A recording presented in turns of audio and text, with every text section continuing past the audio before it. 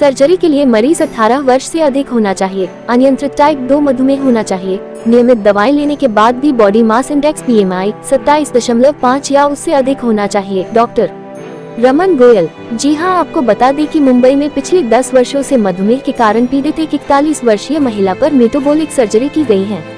वॉकहार्ट अस्पताल के मधुमेह और मेटाबॉलिक सर्जरी विभाग के निदेशक डॉक्टर रमन गोयल के नेतृत्व में अन्य एक डॉक्टर की टीम ने ये सर्जरी की है। मधुमेह के साथ साथ मरीज उच्च रक्तचाप, उच्च कोलेस्ट्रॉल और थायराइड की समस्या से पीड़ित था। ये सर्जरी मधुमेह से जुड़ी जटिलताओं जैसे मधुमेह संबंधी रेटिनोपैथी, मस्तिष्क स्ट्रोक, गुर्दे की बीमारी और हृदय और तंत्रिका समस्याओं के विकास की संभावना को काफी कम करता है।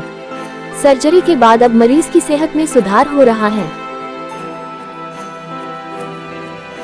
आई थिंक डायबिटीज़ एक बहुत मेजर प्रॉब्लम है और ये इंक्रीजिंग हेल्थ प्रॉब्लम है इंडिया में, अनकंट्रोल्ड है और इसकी वजह से यंग एज में लोगों को हार्ट अटैक्स हो रहे हैं, लोगों की उंगलियां या पैर भी कट रहे हैं, एम्पुटेशंस हो रहे हैं, जिसकी वजह से बहुत मेजर उनकी लाइफ स्टाइल में या उनके अर्निंग कैपेसिटी पे बहुत इफ़ेक्ट आ रहा है। तो मेरे हिसाब से जिन लोगों की शुगर कंट्रोल नहीं हो रही है मेडिसिन लेने के बाद भी, उनके लिए surgery is a very good option. एक टाइम ऑप्शन है, बार बार नहीं करना पड़ता और ये ऐसा रिजल्ट्स हैं कि शायद लाइफ लॉन्ग उनकी शुगर मेंटेन रहेगी। तो डायबिटीज़ के कॉम्प्लिकेशन 70 to 90% रिड्यूस हो सकते हैं। सो जिन लोगों की शुगर कंट्रोल नहीं हो रही, दे शुड सीरियसली कंसीडर कि सर्जरी के बारे में डिस्कस करें अपने फिजिशियन से और या वॉकआउट को अप्रोच करें और एक बार अपॉइंटमेंट लेके देखें। वीडियो कॉल्स भी हो सकती हैं अगर आप दूर रहते हैं वॉकआउट से और वॉकआउट के नज़दीक रहते हैं तो डेफिनेटली आप लोग अपॉइंटमेंट लेके आ सकते हैं। We can discuss the various pros and cons. Sir, इसके पूरे जो इलाज के लिए जो ऑपरेशन का जो खर्चा कितना आता है लगभग? खर्चा तो अलग अलग डिपेंड करता है, खर्चे को एकदम ऐसा फिक्स कहना बहुत मुश्किल है, but it's quite reasonable compare to कोई हार्ट की सर्जरी से, या उससे रीजनेबल ही है।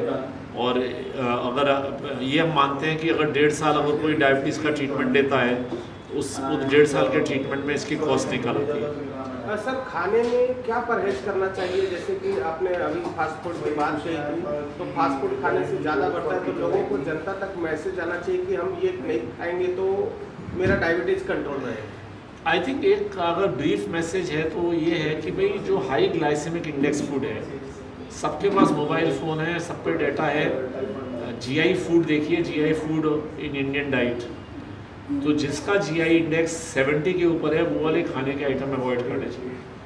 तो हर आदमी अपने हिसाब से देख सकता है कि हमारा ग्लाइसेमिक इंडेक्स जो मैं आज खाना खाने वाला हूँ उसका कितना है, तो वो 70 के नीचे रहना चाहिए। उसमें बहुत सारी चीज़ें सब लोग जानते हैं, मैदा है, स्वीट्स है, वाटरमेलन है, कलिंगर है, इन सब का तो बहुत सारी चीज़ें हम मानते हैं हेल्दी है, पर वो डायबिटीज़ के पेशेंट्स के लिए अनहेल्दी है। आपके सभी जो शाखाएं हैं वॉकआउट की, सभी जगह पर ये सुविधा उपलब्ध है? जी हाँ, अब ये सर्जरी सब जगह उपलब्ध है। सर, अपॉइंटमेंट अगर लेना है, अगर जैसा कि किसी को कंसल्टेंसी में मतलब इंक्वायरी करना है, तो किस तरीके से कांटेक्ट कर सकता है आप लोगों को? तो कांटेक्ट वॉकआउट की कॉल सेंटर पे कॉल कर सके अपॉइंटमेंट ले सकते हैं और वो डेफिनेटली इमीडिएटली अपॉइंटमेंट देंगे। Okay sir. एंड उससे जो एंटीबॉडी ब्लड में होती है वो पैंक्रियास प्रोटेक्ट हो सकता है। So what about people who have less the C-peptide less than 0.05? Right, उनको भी प्रोटेक्ट कर सकेगा कि जिनका ऑलरेडी डैमेज हो गया उनके लिए तो नहीं कर सकते, उनके लिए तो अभी भी इंसुलिन ही चलेगी।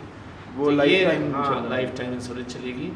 अभी उनके लिए बहुत कोई होप नहीं है, ठीक है, पैंक्रेटिक ट्रांसप्लांट के अलावा। पैंक्रेटिक ट्रांसप्लांट एक तरीका है, पर जो एकदम बच्चे हैं जिनको टाइप 1 डायबिटीज़ शुरू हो रही है, जिनके फैमिली में है, उनके लिए आगे होप है, फ्यूचर में होप है।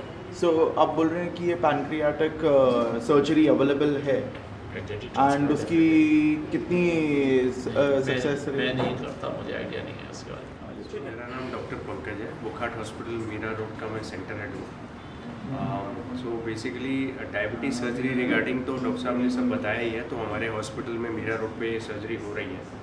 इसके अलावा और भी हम जो हाई एंड सर्जरीज हैं, जैसे कि अगर आपने सुना हो टाबी जिसको बोलते हैं TAVR, जो ट्रांस एओर्टिक वॉल्व रिप्लेसमेंट होता है कार्डियोलॉजी में, वो भी एक हाई एंड प्रोसीजर है जो हम करते हैं। हम ऑर्गन ट्रांसप्लांट्स भी करते हैं, और बाकी जितनी बड़ी सर्जरीज हैं, न्यूरो सर्जरी, ऑर्थोपेडिक्स, उनको पूरा जो कैंसर के लिए ऑपरेट करना है या उनका जो स्पेशलिटी है, तो हमारे अलग अलग with in the hospital institutes हैं स्पेशलाइज्ड जो कि उसको ट्रीट करते हैं। तो एक तरह से ऑल अंडर वन रूफ सारी फैसिलिटी अवेलेबल है हर तरह के डिजीज़ के लिए हमारे हॉस्पिटल में ट्रीटमेंट के लिए। और मैं सबसे ये रिक्वेस्ट करता हूँ, आपसे भी रिक्वेस्ट करता हूँ कि ज़्यादा से ज़्यादा लोगों तक ये पहुँचाएँ, क्योंकि हॉस्पिटल शायद मीरा रोड पे है, तो इसी वजह से लोगों को थोड़ा मे बी उसका एक्सेसिबिलिटी का इशू लगता होगा। लेकिन मैं आपको ये बता सकता हूँ कि one of the best hospitals है इस एरिया में, तो लोगों को जब ज़रूरत पड़े, ऑफकोर्स हम नहीं चाहते कि कोई बीमार हो, तो इसका फ़ायदा उठाए। क्या कहना चाहेंगे, आज जो प्रेस कॉन्फ्रेंस रखी गई थी, इसके बाद डायबिटीज़ के बारे में क्या कहना चाहेंगे? राइट, सो जैसे डॉक्टर अमन गोयल सर ने पहले बताया कि डायबिटीज़ इंडिया में बहुत तेज़ी से बढ़ रहा है।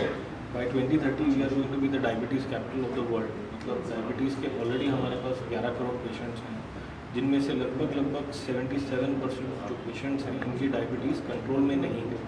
जब डायबिटीज़ लंबे समय तक आउट ऑफ कंट्रोल रहती है तो ये अलग अलग ऑर्गन को डैमेज करते हैं, जैसे आंखों में रेटाइनोपैथी, किडनी में नेफ्रोपैथी, जिससे आगे जाके CKD और पेशेंट के डायलिसिस के भी जाने की संभावना रहती है, पैरों में न्यूरोपैथी, हाथों में न्यूरोपैथी, कार्डियोमायोपैथी, जिससे हार्ट डैमेज होता है। तो ऐसे अन्य बीमारियां डायबिटीज़ की वजह से साइलेंटली पनपती रहती है, और जब एंड ऑर्गन डैमेज हो जाता है तब ये सामने आता है।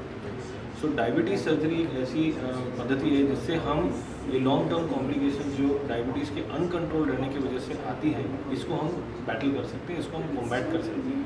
सो ज़्यादा से ज़्यादा लोग इसके साथ जो पीड़ित हैं वो सामने आएँ, हमसे मिलें, हमसे संपर्क करें, और हम उनको इसमें डेफिनेटली मदद करेंगे। सर, हमारे चैनल के माध्यम से आप लोगों तक क्या मैसेज पहुंचाना चाहेंगे? डायबिटीज़ के बारे में सतर्क रहें, इस तरह से फूड ना खाएं कि आपको डायबिटीज़ हो। यस, जैसे अभी सर ने बताया, high GI index, glycaemic index, ये फूड की एक वैल्यू होती है। जैसे आप अगर गूगल पे सर्च करेंगे कि जिन भी GI इंडेक्स 70 से ऊपर है, जैसे कि वाइट फ्लोर, मैदा, या फिर जिनकी GI इंडेक्स 55 से 70 है, इनको भी मॉडरेशन में खाएं, और जिनकी GI इंडेक्स 70 से ऊपर है उनको तो बिल्कुल ही अवॉइड करना है, जिनको डायबिटीज़ है। जिनकी GI इंडेक्स 55 से नीचे है वो सेफ फूड्स हैं, वो नॉर्मल लोग खा सकते हैं।